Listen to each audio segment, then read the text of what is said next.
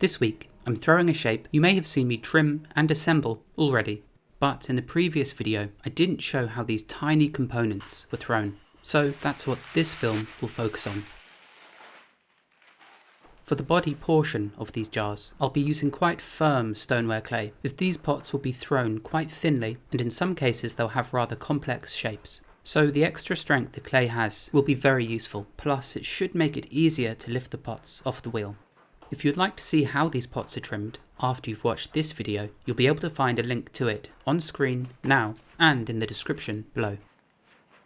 As always though, the throwing process begins with preparing the clay. I spiral wedge this lump to remove any potential air pockets in the clay and to make the entire mass one smooth, even texture.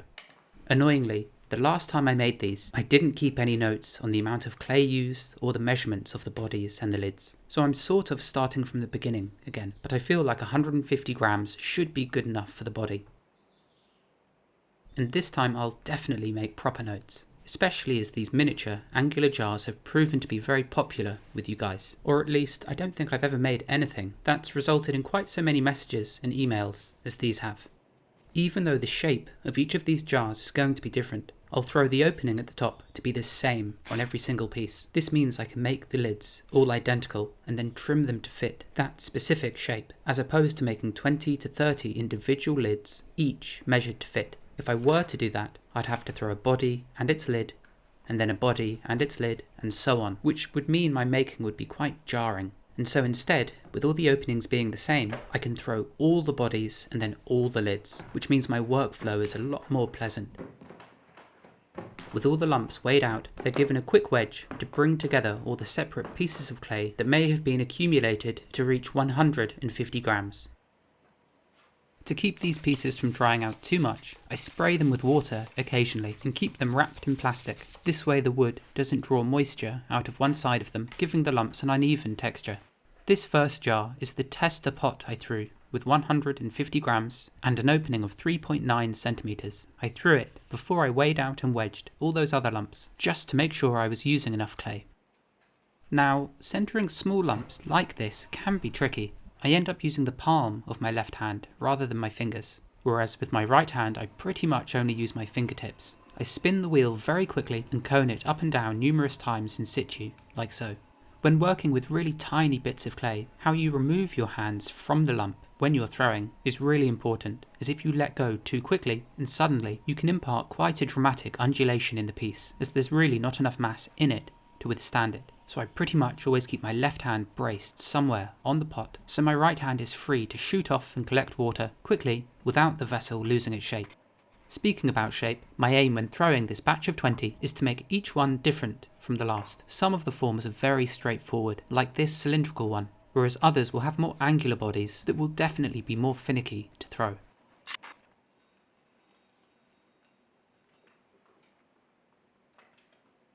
Throwing small, delicate pots is a skill in itself, and just like in the trimming video where I discuss how turning things on this scale is actually a bit more difficult than turning things that are slightly larger, the exact same thing can be said about throwing them too. There's almost not enough clay to work with, and it ends up being a lot of fingertip work.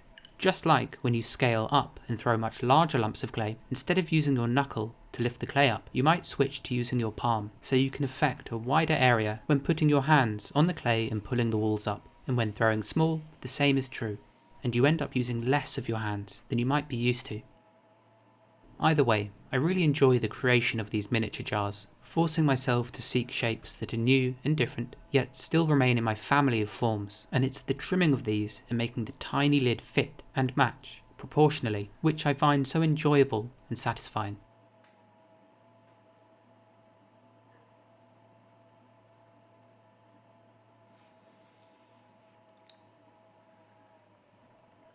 With the rough shape there, I scrape away the skirt of clay from around the base. I then hold my sharp metal kidney next to the pot and push from the inside out against that metal edge, scraping away the slip that accumulates on the outside walls and removing the more prominent throwing rings. To create the gallery, I first wet the pot and then I pinch the rim in with my index finger, whilst supporting it from the inside with the pads of my index and ring finger. and as I collar this section in, I check it with my calipers set to 3.9 centimeters and alter the opening as needs be. I then sponge out any excess water from inside before really defining the outside shape. There tends to be a lot of back and forth when making these jars, especially as the opening on each of them has to be so accurate. I want my calipers to slot into the opening, just scraping either side. Yet, at the same time, I'm going to give myself some leeway in the lids, which I do by throwing the vertical locating flange slightly thicker than I'll actually need. This way I can trim the lid to fit perfectly, no matter what.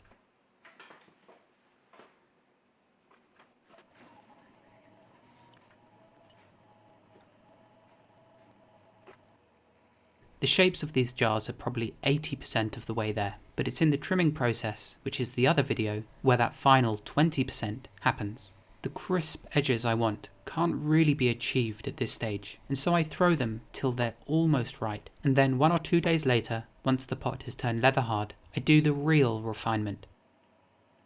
There's something about an indented rim like this, which means the pot holds its shape so well when it's lifted away. I make sure my hands are dry and the surface of the pot is dry too, and then without squeezing, I'm just really making contact. The pot lifts away easily with my hands. Although I say easily, there is a whole lot of technique to it, and I've actually made an entire video dedicated just to that, which I'll also leave a link to in the description of this video. Here's an example of just how gently I remove my hand as not to impart any irregular motion on the lump of clay, yet I can be forceful when I place them back on as my fingers immediately wrap around the piece of clay and hold it rigid.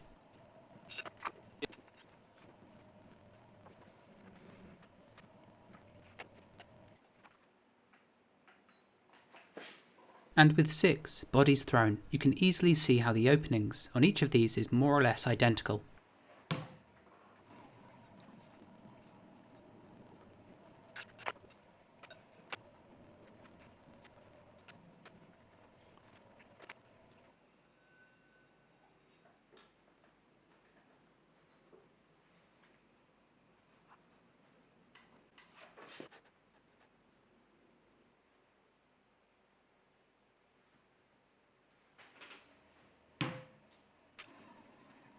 If the rim of the jar is undulating a bit too much up and down, this can make indenting the top rather difficult, and if that is the case, I use a sharp metal needle to slice away the highest point that's spinning around.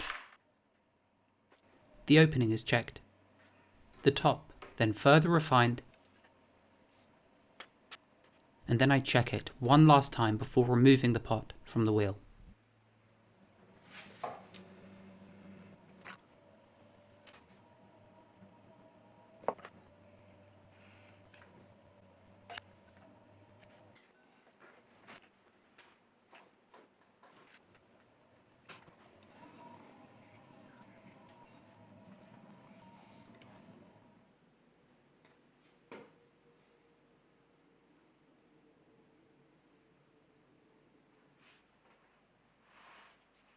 With the last body made, I can move on to throwing the lids, and to start, I invert my calipers, so instead of measuring 3.9 from the inside, they measure it from the outside. And I'm giving myself an extra millimetre to work with. This way, if the lids are thrown slightly too large, I can just trim them back to fit perfectly, whereas if I were to throw them to exactly 3.9 and say there was perhaps a bit of movement in the lid, there's really very little I can do to add material to the lid to make it fit.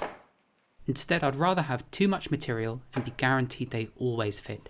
This lid I'm quickly throwing is the test. It's made from 50 grams of very soft clay, but it just felt a bit too small and there'd be no way I'll be able to easily remove it from the wheel without distorting and bending it quite severely. So instead, I'm going to throw these on bats. This way, once the lids have been thrown, I don't actually have to lift them away, rather I can just take the platform they're thrown on off. I attach these MDF bats to a pad of leather hard clay, which I throw into a disc. It's not the most sophisticated method. At this point I should really purchase a bat system, but this works and is quick and versatile.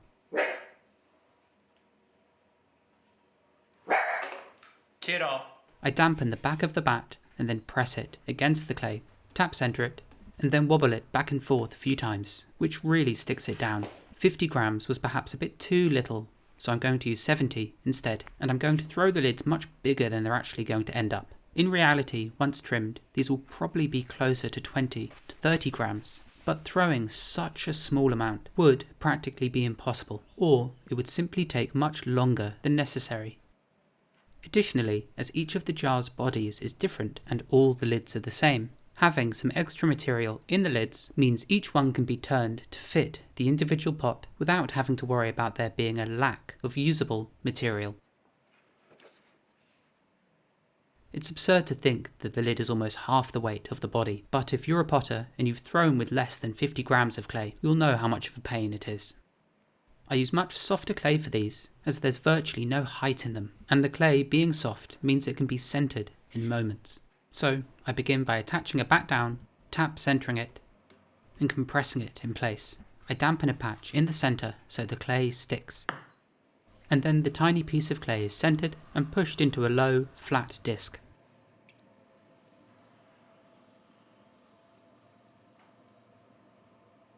I then open up a shallow well in the middle, compress it, and then separate the outer portion into two parts. This vertical wall is the locating flange, and it's this that'll slot into the jar and hold it in place, whereas the horizontal portion is what keeps the lid held aloft on top of the jar. I then measure it with my calipers to see roughly where it is. And once it's 90% there, I can move on to tidying up this piece.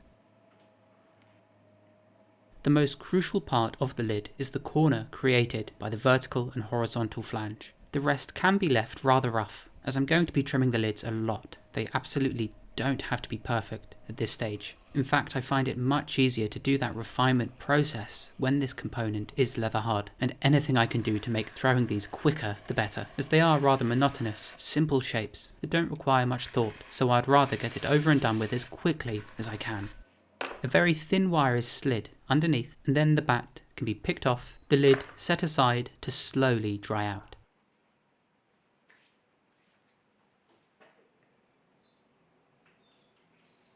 Sometimes when wiring these off, the lids can be distorted ever so slightly. It raises up on one side, which you can see by that larger gap here. And so to fix this, I do this very simple thing.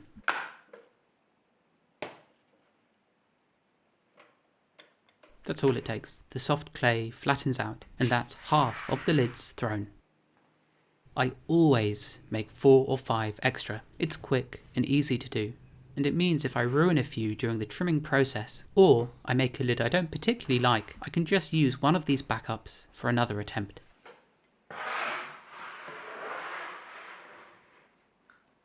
And that's all the components thrown. And if you would like to see how I turn and assemble these, well, you can do so immediately by clicking the link in the video's description. I should note, as soon as I can take the lids off the bats, I will. I'll flip them over and dry them upside down so the thicker portion of the lid is exposed to more air. Otherwise they can take a long time to dry out, enough in order to be trimmed. Thank you so much for taking your time to watch. I hope you enjoy seeing the turning of these if you haven't already. And, as always, I'll see you next time.